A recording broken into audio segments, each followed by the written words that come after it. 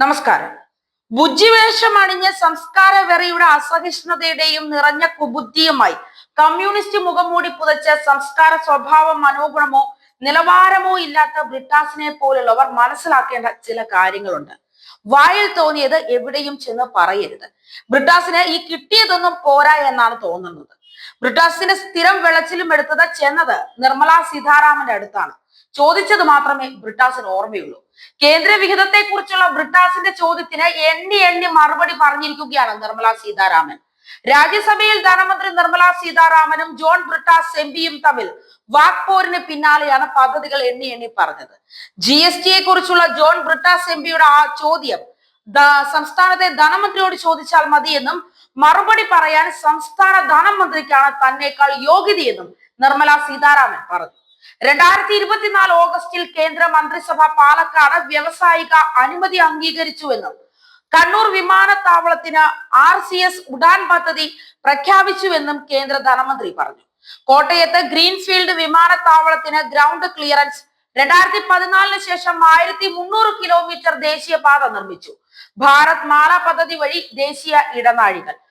ഇന്ത്യയിലെ ആദ്യ water metro പ്രധാനമന്ത്രി ഉദ്ഘാടനം ചെയ്തുവെന്നും കേന്ദ്ര ധനമന്ത്രി രാജ്യസഭയിൽ പറഞ്ഞു. കൊച്ചി മെട്രോ പ്രധാനമന്ത്രി ഉദ്ഘാടനം ചെയ്തു. 2014 മുതൽ മെട്രോ റെയിൽ പ്രവർത്തിക്കുന്നു.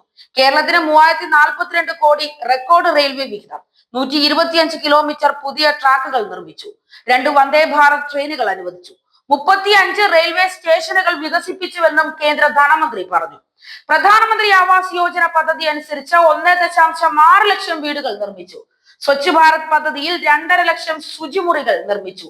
ജൽജീവൻ മിഷൻ പദ്ധതിയുടെ ഭാഗമായി 21 ലക്ഷം കുടിവെള്ള കണക്ഷൻ, 82 ലക്ഷം ആയുഷ്മാൻ കാർഡുകൾ സംസ്ഥാനത്ത് വിതരണം ചെയ്തു.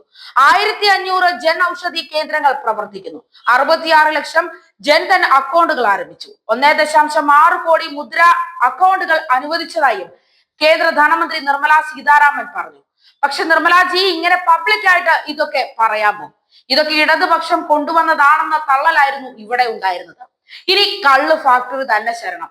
കേരളത്തിൽ ഇടത് സർക്കാർ നടത്തിയ വികസന പ്രവർത്തനങ്ങളും ഇതുപോലെ ഒന്ന് അക്കം വിട്ട് പറഞ്ഞു കേൾപ്പിക്കാൻ ബ്രിട്ടാസിന്റെ പിണറായി വിജയന് സാധിക്കുമോ? അവർ നടത്തിയ കൊള്ളയുടെയും വെട്ടിപ്പിന്റെയും അഴിമതിയുടെയും ധൂർത്തിന്റെയും കണക്കുകൾ നിരത്താൻ രാഷ്ട്രീയമില്ലാത്ത പൊതുജനങ്ങൾ എപ്പോഴും തയ്യാറാണ്. പക്ഷെ നിങ്ങളുടെ സർക്കാർ നടത്തിയിട്ടുള്ള ഏതെങ്കിലും വികസന പദ്ധതികൾ, കേന്ദ്ര വിഹിതം ഇല്ലാത്ത വികസന പദ്ധതികൾ ഇതുപോലെ അക്കമിട്ട് നിരത്താൻ പിണറായി വിജയനും തയ്യാറാകണം. അതിനുശേഷം നമുക്ക് സംസാരിക്കാം.